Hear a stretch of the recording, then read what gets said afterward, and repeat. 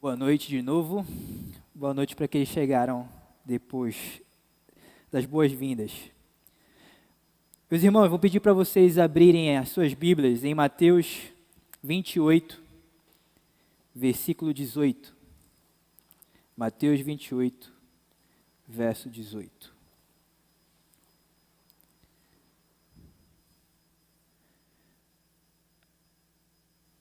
Para quem não me conhece, meu nome é Iverson Lobato, sou seminarista da PIB, estudo no seminário Palavra da Vida, estou no 3º ano, caminhando para o 4º, a formatura.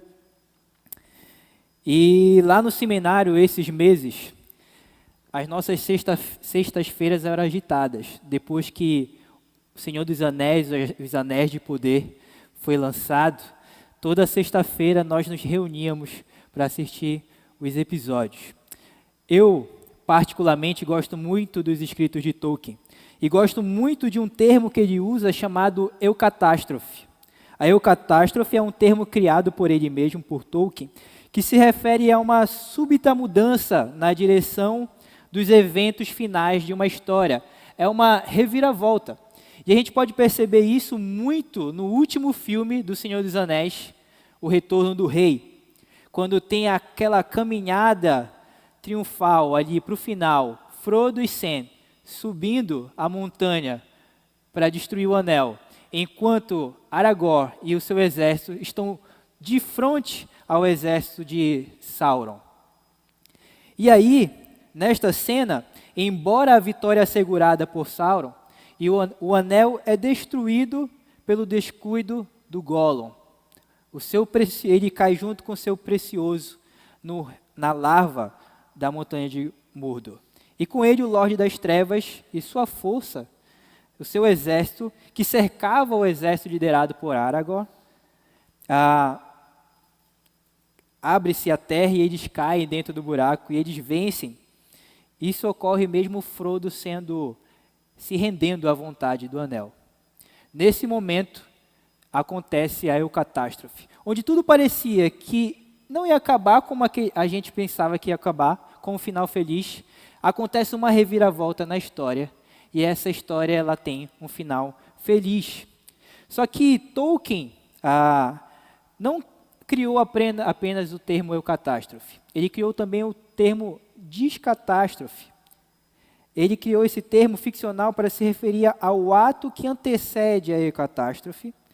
E esse é o momento em que tudo parece estar perdido e o mal prevalece, e juntamente no ápice da dissolução da tragédia, dá lugar à alegria, sendo substituído de forma triunfante pela beleza do final feliz, a repentina, miraculosa graça, como se refere em Tolkien. É sobre essa eucatástrofe, a grande eucatástrofe da nossa história, da história das nossas vidas, que nós vamos falar hoje.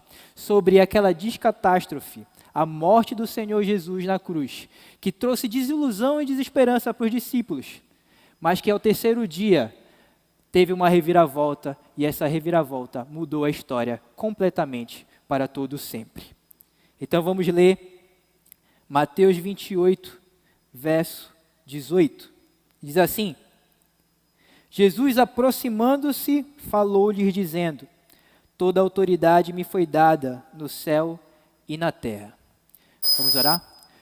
Pai amado, nós te rogamos a tua direção e a capacitação do teu Espírito, que o Senhor fale aos nossos corações, que estejamos atentos à tua palavra, à mensagem que aqui vai ser exposta, e que o Senhor possa nos orientar a aplicar de forma prática tudo que aprenderemos aqui nesta noite. Em nome de Jesus, amém. O texto começa dizendo que Jesus se aproximou e falou-lhes, declarando algo que aconteceu após a ressurreição, após acontecer algo que deixou os discípulos desanimados, desiludidos, abatidos por conta de tudo que havia acontecido. O mestre deles, aqueles que eles colocavam a toda a sua esperança de que Israel reviveria a glória de Davi, foi acabada. Essa esperança foi tirada deles. Todas as suas esperanças haviam sumido, cessado com a cruz, e o túmulo as havia enterrado para sempre. Os discípulos amavam Jesus, mas tinham interesses particulares nele. Esse interesse era que ele reedificasse o reino de Israel e que eles se sentassem ao lado dele nesse reino. Mas certamente esse sentimento, esse desejo, revelava muito mais que eles amavam a si mesmos do que o próprio Jesus. Porque no momento em que Jesus fala para ele no Evangelho de Mateus que ele deveria ser morto, o primeiro, o mais ávido dos discípulos, Pedro, já pula na frente e fala: isso não vai acontecer, isso não pode acontecer com o rei de Israel, com o Messias tão aguardado.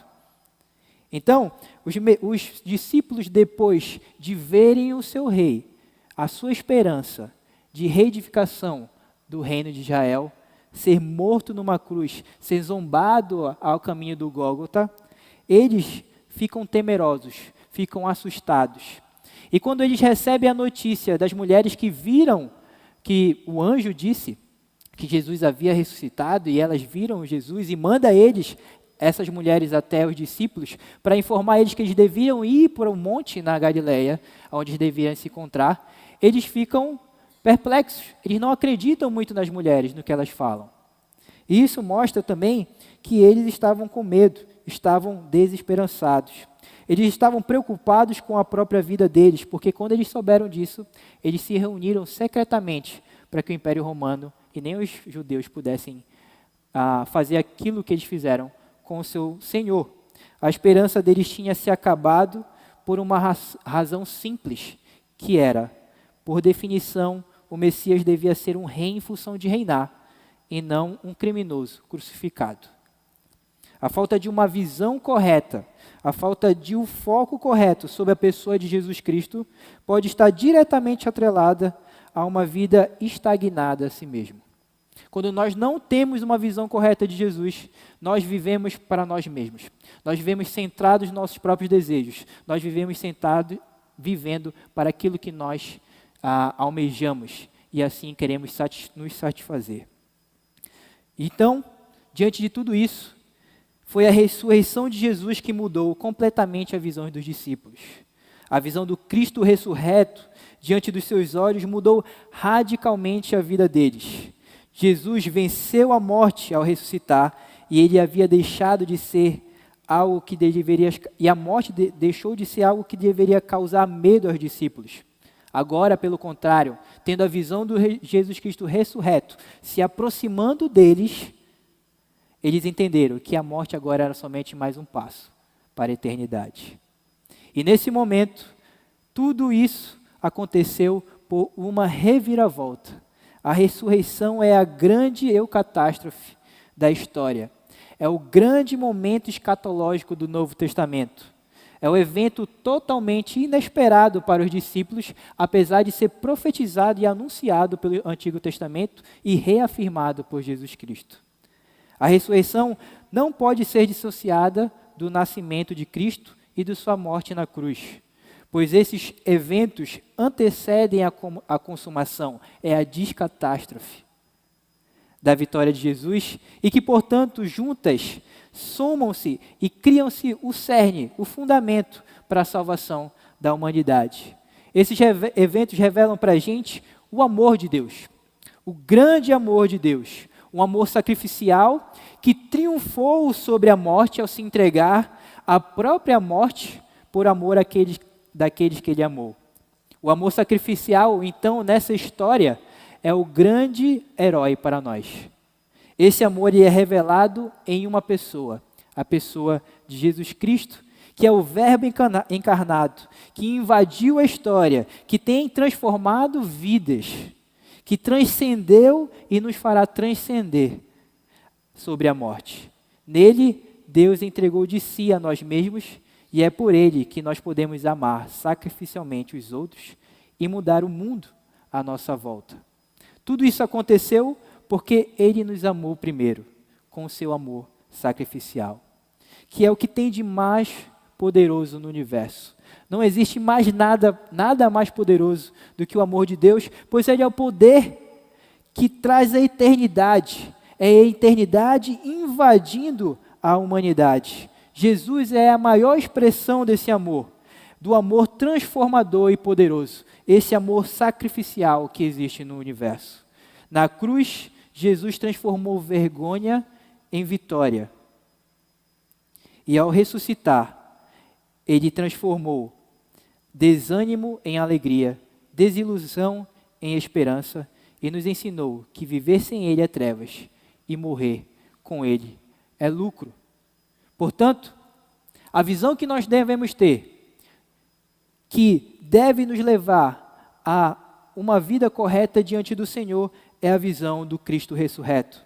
Essa visão correta de que para haver restauração foi necessário sacrifício, o sacrifício de Jesus Cristo, e que através desse sacrifício a maior necessidade das nossas vidas foi suprida. Assim como os discípulos, a gente já esteve perdido, ou estamos perdidos, sem esperanças, frustrados, desiludidos com a vida, preocupados com as nossas prioridades, ocupados com nossos empregos, com a nossa faculdade, com as tarefas da nossa escola, com as tarefas da faculdade, do emprego. Nós estávamos correndo atrás de algo que pudesse dar sentido às nossas vidas, algo que pudesse satisfazer as nossas expectativas. Até que, de repente, a grande eucatástrofe, a grande reviravolta da história das nossas vidas aconteceu.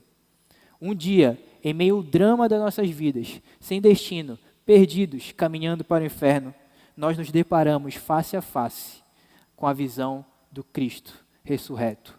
Diante de nós, o caminho, a verdade e a vida apareceu a nós. E aqueceu nossos corações, nos dando esperança em seu nome.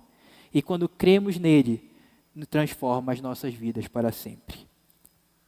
Jesus permaneceu, depois disso, 40 dias, de acordo com Lucas, aparecendo várias vezes aos discípulos e instruindo após a ressurreição. Então, antes da ascensão, antes dele voltar para o céu, ele lhe deu a seguinte ordenança: ide por todo o mundo e pregai o evangelho a toda criatura. Marcos 16:15. Porém, segundo Mateus, no capítulo 28, antes de Jesus dar a ordem para proclamar o reino dele, que foi inaugurado, ele declara: toda autoridade me foi dada no céu e na terra. Jesus, antes de proferir a ordem da grande comissão aos seus discípulos, vão e preguem o evangelho por todo mundo, a toda criatura, aquilo que eles deveriam fazer, ele não fez isso sem antes de dar informação do porquê fazer. Qual a razão e a base para que os discípulos saíssem do seu esconderijo e enfrentassem a morte que era iminente. Existe aqui para nós um preâmbulo, uma base, um início na grande comissão que fundamenta o exercício da evangelização, dando força e razão para a atuação missionária. É quando Jesus declara a sua autoridade e evidencia a extensão dela, todos céus e terra, é que os discípulos são exortados a percorrer todo o mundo e pregar o evangelho. Então a gente pode concluir que o evangelismo por si só não é o bastante, mas que o evangelismo bíblico possui uma razão e uma base muito específica, a autoridade de Jesus Cristo. E é sobre essa autoridade que nós vamos nos debruçar mais ainda hoje. Porque quando Cristo se aproxima dos discípulos, ele afirma que ele tem toda a autoridade. E essa frase aqui no original, ela é chamada de passivo divino, no grego. O que quer dizer isso? Significa que foi Deus que concedeu essa autoridade. Então Jesus está falando assim, Deus me deu toda a autoridade nos céus e na terra, sobre todo o cosmos, sobre todo o universo. Eu tenho autoridade. Deus Pai me concedeu, me outorgou, deu essa autoridade. E esse tipo de construção ela era feita pelos judeus para evitar o abuso indiscriminado do nome divino. Porém, a gente percebe que no Evangelho de Mateus, o tema autoridade, ele é recorrente. Não é só em Mateus 28 que ele aparece. A gente vê isso também em Mateus 7, 29. O final do Sermão do Monte, quando as pessoas maravilhadas e espantadas Depois de ouvirem tudo aquilo que Jesus tinha falado, elas se maravilharam, porque ele tinha autoridade para ensinar, não como os líderes judeus, mas como uma pessoa muito maior que eles. E logo em seguida, em Mateus 8:9, Jesus se depara com um centurião romano. E esse centurião romano reconhece a autoridade de Jesus. E em Mateus 9:6, ele cura um paralítico. Ele evidencia a sua autoridade para curar doenças, enfermidades, e ainda mais, ele evidencia a sua autoridade para perdoar pecados. Algo que causou espanto aos líderes judeus. Mateus 10:1 nos mostra ele delegando a sua autoridade aos seus discípulos para eles irem e pregarem o reino de Deus. Mateus 11:27 nos mostra a capacidade de Jesus revelar o Pai. E então, no capítulo 21, verso 23, há uma discussão com os líderes judeus sobre a autoridade. No capítulo 21, depois a gente percebe no relato de Mateus que a autoridade de Jesus é um ponto de contenda, desde quando ele afirmou que poderia curar e, além disso, prova a sua autoridade para perdoar pecados. Os líderes judeus ficaram espantados e enfurecidos com ele. E a partir de então há uma clara oposição dos líderes judeus a Jesus por parte dos líderes judeus. Isso é evidenciado nessa indagação no capítulo 21, do que os líderes fizeram a Jesus no templo, a respeito da fonte da autoridade deles. Eles perguntam, com que autoridade você faz isso? E Jesus responde com uma outra resposta. Eu respondo se vocês falarem com que autoridade João Batista, que era o batismo de João Batista. E eles não queriam responder. E aí Jesus eu acho esse texto muito, muito engraçado. Porque se vocês não vão me responder, então eu não vou responder vocês. Vocês não entendem, não tem como explicar.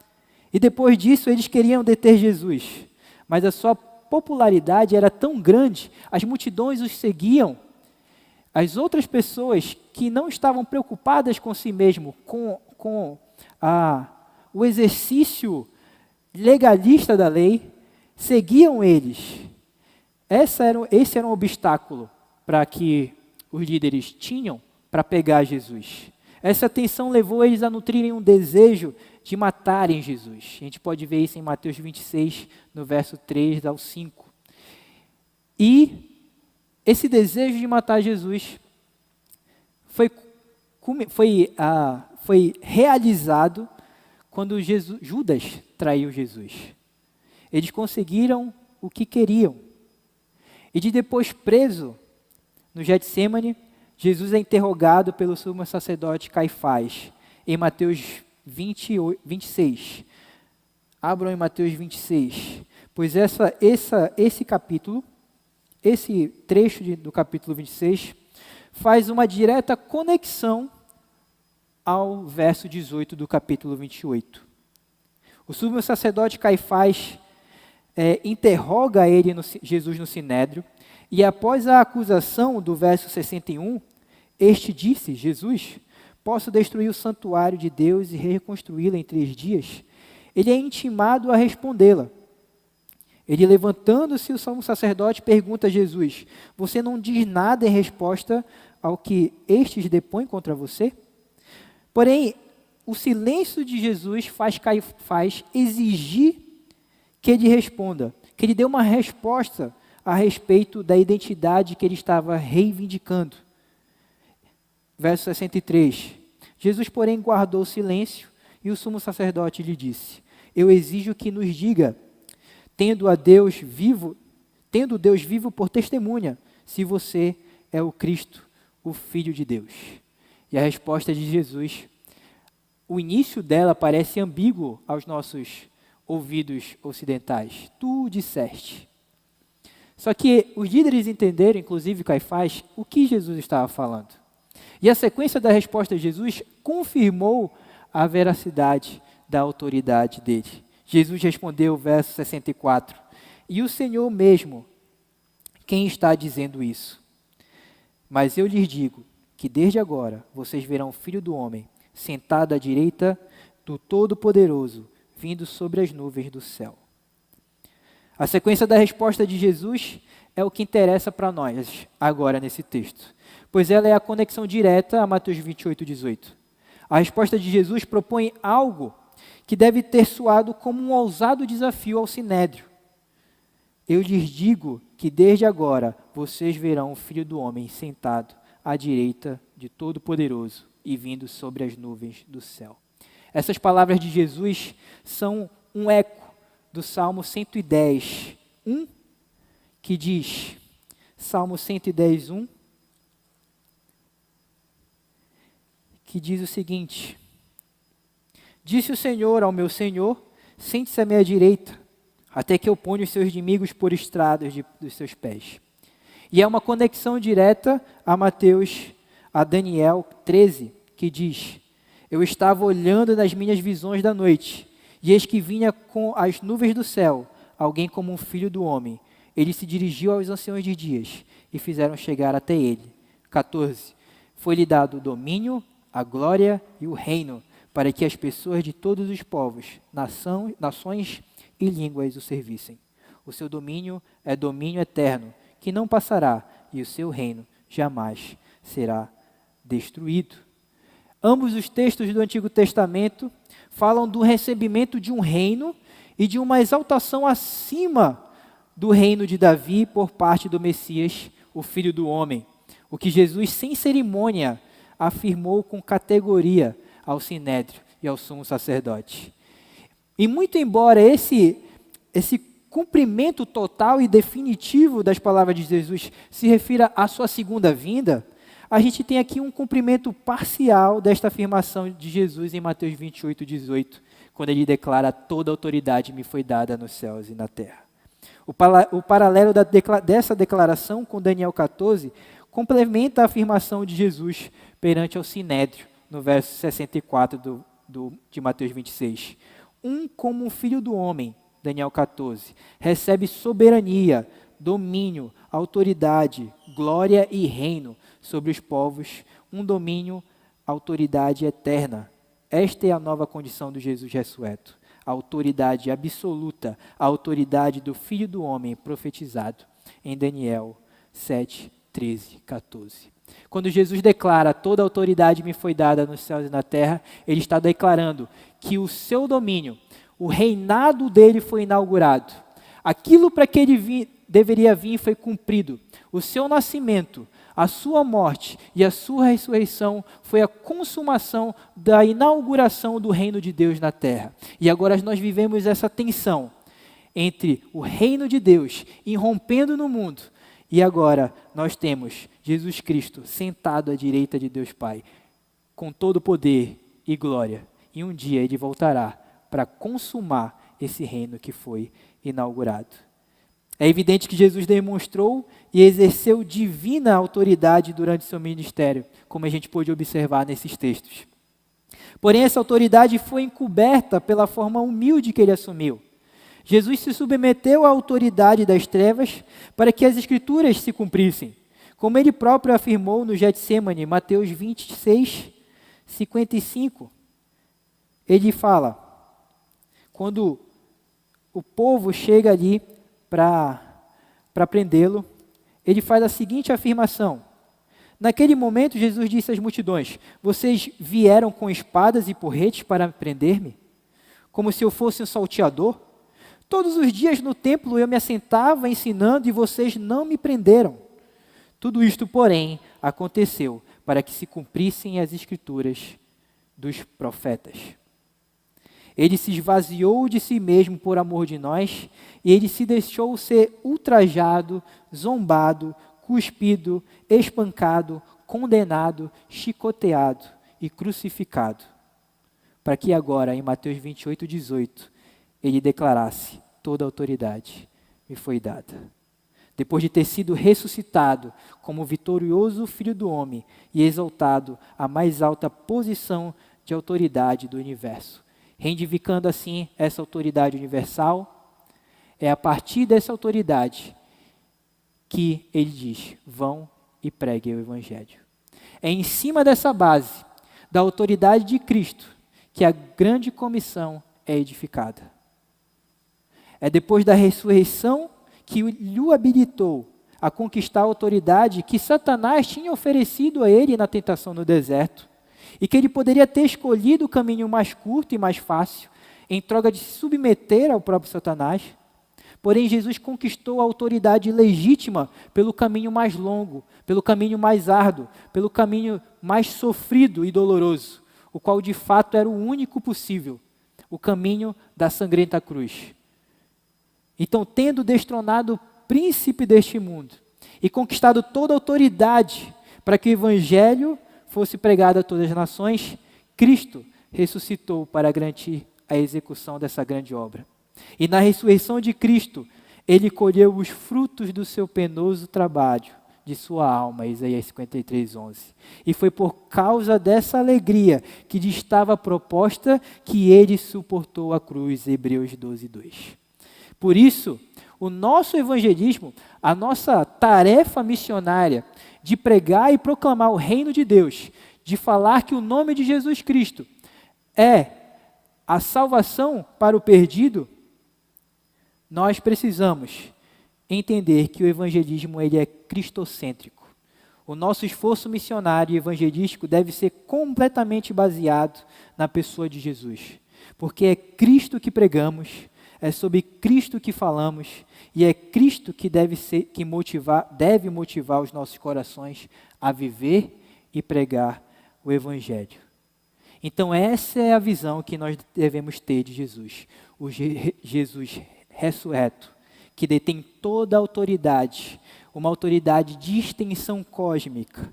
Essa informação de que Ele é o Rei do Universo deve gerar em nós uma convicta rendição e submissão a essa autoridade. Porque muita gente pode até crer que Jesus nasceu de uma virgem, pode até crer que Ele morreu pelos pecados da humanidade, que Ele ressuscitou ao terceiro dia, mas se Ele não tivesse rendido ainda e se submetido ao senhorio de Cristo, infelizmente Ele não foi salvo. É preciso reconhecer que Jesus é Salvador e Senhor das nossas vidas. Sem rendição ao Rei do Universo, não tem como entrar no reino dele e ser seu súdito. E é interessante o modo observarmos dois lados do que Mateus nos apresenta. De um lado, ele mostra um centurião, um gentil, um pagão, que não recebeu, que não estava dentro da aliança. E do outro lado, os líderes judeus, que reagem com oposição diante à autoridade de Cristo. Enquanto um reconhece a autoridade de Jesus, os outros se opõem a ela. Um era gentil e o outro era judeu, líderes do povo da aliança. Pensavam que tinham visão e informação corretas acerca de Deus. Achavam que estavam depositando a sua fé no lugar certo. Porém, a fé da qual Jesus se admira não é a dos líderes judeus. A fé da qual Jesus se admira é a do centurião. Jesus nos ensina que é impossível confiar, que é impossível crer nele como Salvador sem reconhecer a sua autoridade. Pois uma fé fascinada somente com poder e sinais miraculosos, mas ignorante a respeito da autoridade de Jesus, tende a confundir confiança com interesse e convicção com obstinação. E o tipo de convicção que nós devemos ter é que Jesus é Senhor. Senhor sobre as nossas vidas, que Ele tem toda a autoridade. Essa é a informação que a gente precisa para que a gente entenda como nós devemos nos aproximar de Jesus, do Rei do Universo. Nós devemos, a sua presença, a sua glória, a sua autoridade e poder, requer de nós que a gente se aproxime com respeito, reverência e temor, porque não tem como nós nos depararmos com o Rei do Universo e não nos rendermos, não nos ajoelharmos diante dele em humilde adoração. Como Isaías, na sua visão, quando ele viu Deus no seu alto e sublime trono, a sua glória resplandecer, e ele olha para ele diante da face do Senhor, santo, reto e justo, e ele um pecador. A única coisa que ele pôde fazer foi se jogar no chão e clamar por misericórdia. Essa deve ser a nossa convicção e a nossa atitude diante de Jesus. Alguns têm uma visão muito humilde de Jesus, de um Jesus apenas sofredor, de um Jesus apenas servo, que está ali para fazer as nossas próprias vontades. Mas isso, muito pelo contrário. Nós estamos aqui para fazer a vontade de Jesus. Nós somos os súditos deles. Ele é o nosso rei e não nós, rei dele. Então, por isso, nós devemos, diante da visão do Cristo ressurreto, com toda a autoridade, e dessa informação de que ele vindicou essa autoridade durante toda a sua vida, seu ministério, precisamos ter uma convicção correta. A convicção que deve trazer a nós prioridade. E a prioridade das nossas vidas, além de servi-lo e submeter ao seu senhorio, é pregar o Evangelho. Todas as áreas da nossa vida, elas devem estar sujeitas, submissas à autoridade de Cristo. Todas as áreas da nossa vida devem convergir em direção à prioridade maior: viver e obedecer a Jesus Cristo, pois Ele é o soberano Senhor do universo, e as suas ordens são absolutas e não tem como a gente desobedecer elas. E por isso a igreja, nós, os discípulos de Cristo, os cristãos, nós não somos membros contemplativos do reino de Deus, excluídos da missão de Deus, da pregação do Evangelho. Muito pelo contrário, nós não estamos alienados, sem vida e sem paixão. Não devemos estar sem avidez pela evangelização. A gente deve ser uma igreja que faz parte do plano da redenção elaborado pelo Senhor para a salvação de todo aquele que nele crê. Porque é baseado na autoridade de Cristo que nós vamos e pregamos. Ou seja, a igreja é um instrumento de Deus para o anúncio do reino inaugurado e para a informação de que ele será consumado no futuro. A nossa missão é proclamar o Evangelho de Jesus, para que o reino seja expandido. É por meio de nós, por meio dos discípulos de Jesus, que o Evangelho do reino de Deus, que o reino de Deus é expandido e o Evangelho de Jesus Cristo é conhecido. Muitos dizem que, eu já ouvi várias vezes em campanha de missões, essa frase: missões se fazem com os joelhos daqueles que oram, com os pés daqueles que vão e com as ofertas daqueles que contribuem. O problema aqui é que isso não é plenamente verdade à luz de Mateus 28, 18. Na realidade, se nós entendermos que Jesus Cristo tem autoridade cósmica sobre todo o universo, isso implica em que todos nós devemos orar por missões, todos nós devemos contribuir para missões e todos nós devemos fazer discípulos.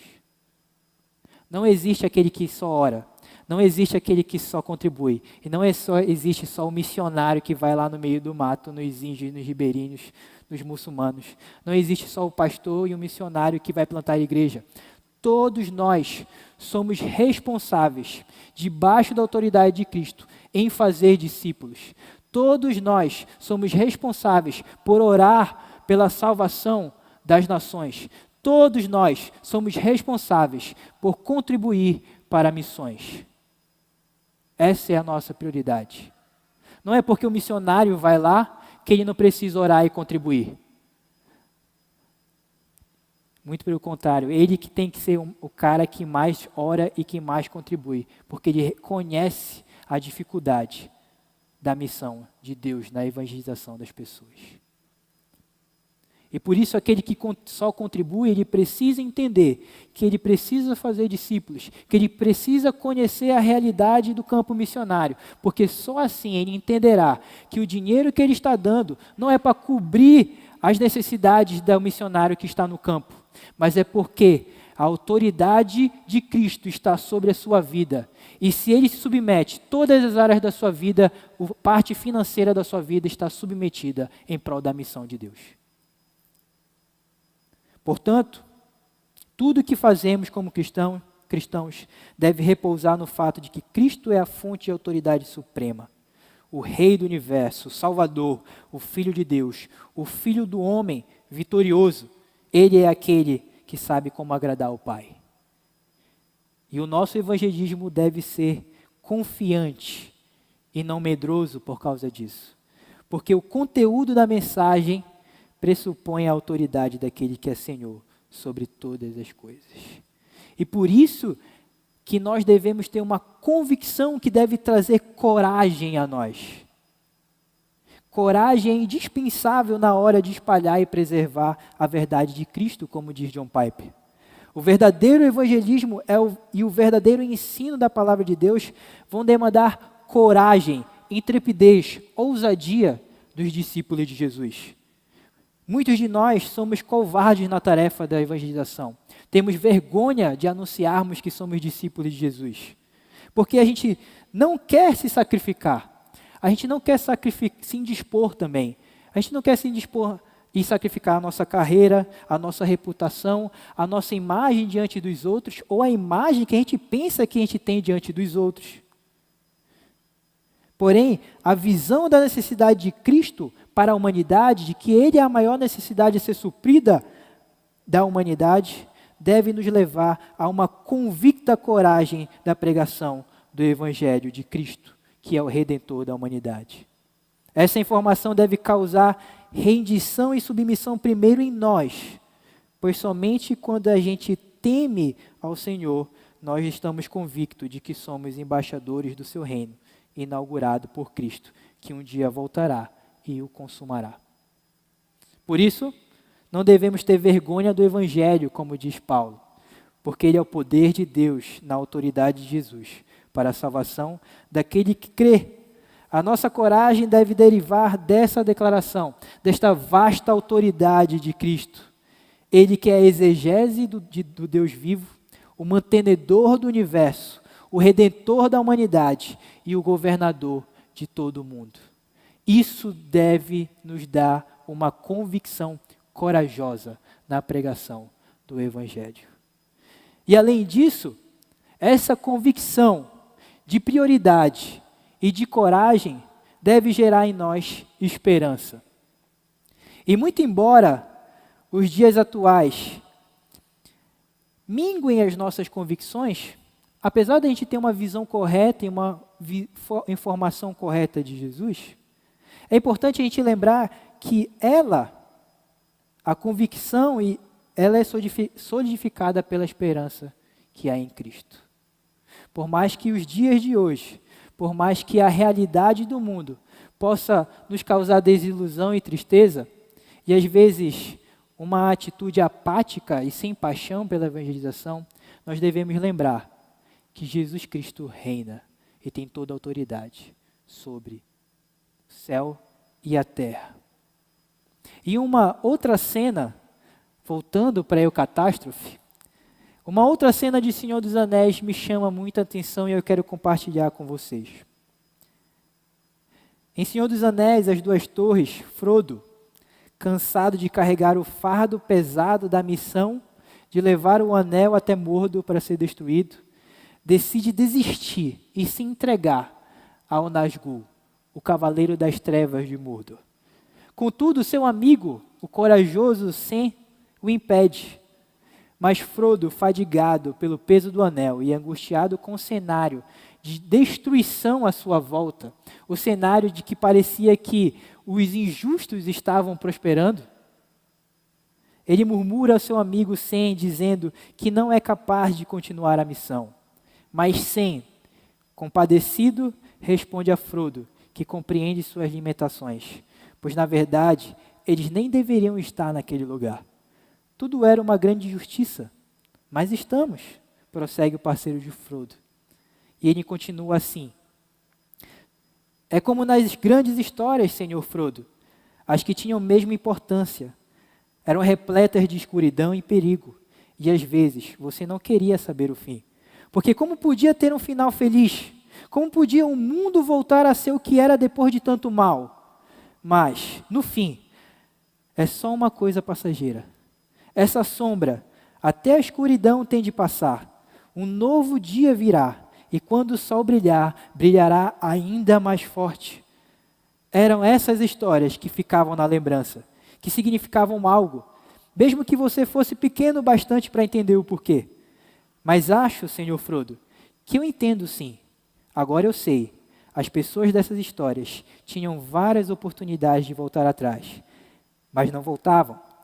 Elas seguiam em frente, porque tinham no que se agarrar. E Frodo responde: em que nós nos agarramos, Sam? Sam responde: no bem que existe neste mundo, Senhor Frodo, pelo qual vale a pena lutar, explica Sam, levantando o pequeno hobbit abatido. Ainda que a realidade à nossa volta seja triste e desanimadora, ainda que a gente veja que os injustos estão prosperando e parece que não há esperança, e que as densas nuvens negras pairem no céu e cubram a nossa vista, a gente deve estar convicto de que elas uns dias serão rompidas pelo resplendor da glória de Jesus Cristo na sua volta. E enquanto isso, nós devemos nos agarrar em sua declaração. No que nós nos agarramos? Na declaração de que Jesus tem toda a autoridade no céu e na terra.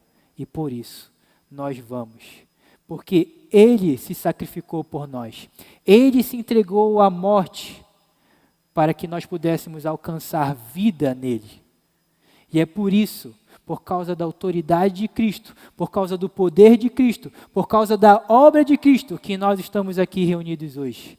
E é por causa dela que nós vamos e pregamos o Evangelho. Que Jesus Cristo possa nos dar força, convicção de que Ele é a prioridade das nossas vidas, de que Ele é a esperança das nossas vidas. Para que nós possamos, de acordo com a sua comissão, sermos instrumentos na expansão do reino de Deus nesta terra, mesmo em meio ao caos que nós vivemos. Amém? Vamos orar. Senhor Deus,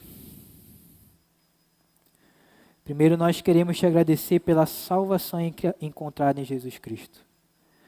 Obrigado porque um dia a mensagem do nascimento, da morte e da ressurreição de Cristo, a esperança para o mundo chegou até nós. E nós nos rendemos e nos submetemos diante ao Salvador e Senhor do universo. Tudo por conta do Senhor, porque o Senhor nos amou primeiro. E o Senhor enviou o seu Filho para se entregar por nós. Portanto, Senhor, nos dá um entendimento da responsabilidade que nós temos com essa santa vocação na qual o Senhor nos chamou. De glorificarmos o Senhor com a nossa vida e de nos comprometermos com a proclamação do Evangelho de Cristo. Nos dá força para priorizarmos o Senhor e não as nossas vidas, os nossos empregos, as nossas finanças, a nossa família, os nossos filhos, os nossos amigos, pais, mães, avós, que nada se coloque na frente da prioridade de Jesus, que Jesus é na nossa vida. Nos ajuda a sermos luz e sal nesse mundo, em trevas, e nos coloca também a esperança todos os dias de que o Senhor está conosco até a consumação dos séculos e voltará para buscar a tua igreja. Em nome de Jesus. Amém.